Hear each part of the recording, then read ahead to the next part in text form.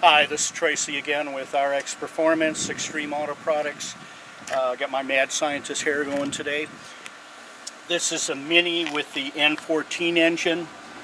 We've done the installation of the PCV oil air separator system on the N18 engine.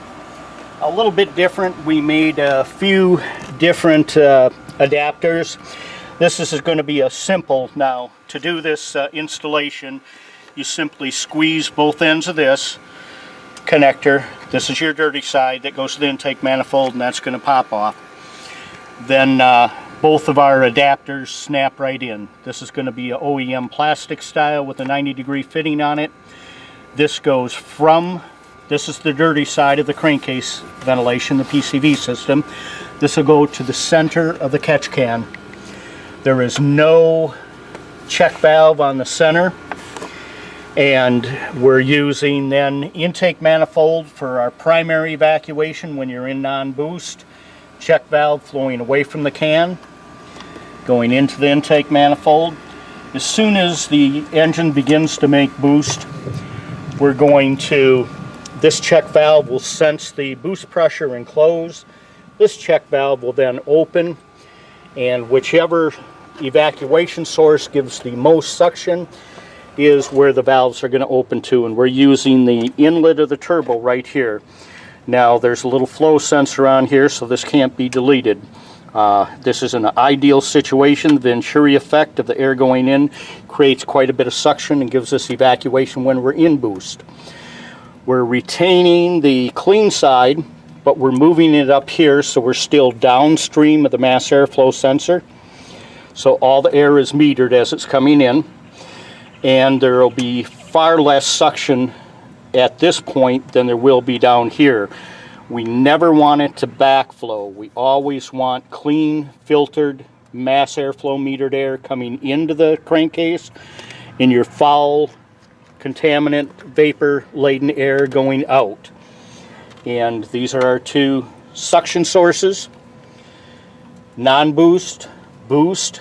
So we now pull vacuum at all times. We don't have any oil leaks because of crankcase pressure, unlike the OEM system, which a little flapper valve will close inside here, and when that occurs, then crankcase pressure builds and eventually would backflow out the in, so to speak, and that's where we were ingesting so much oil. We also did a crushed walnut shell media blasting cleaning because this is over 60,000 miles on this.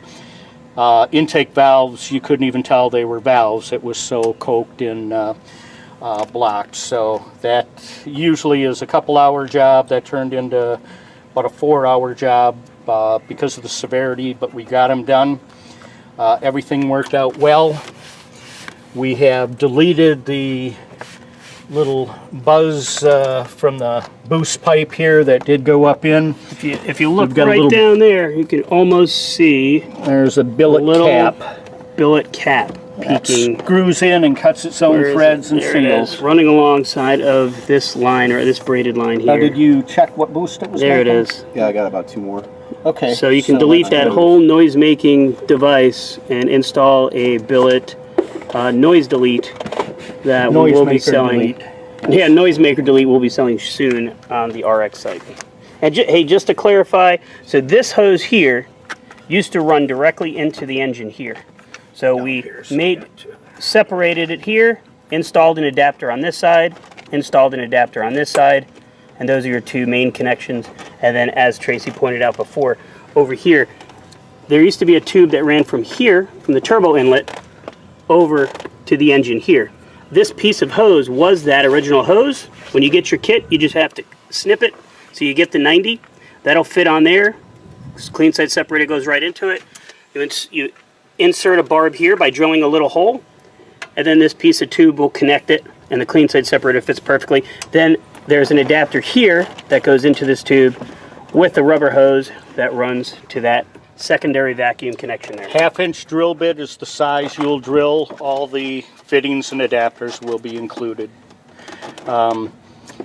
Little zip ties work as clamps to make sure we don't have check valves coming loose from the tubes, and everything else looks good. And that's it. Another great installation from RX.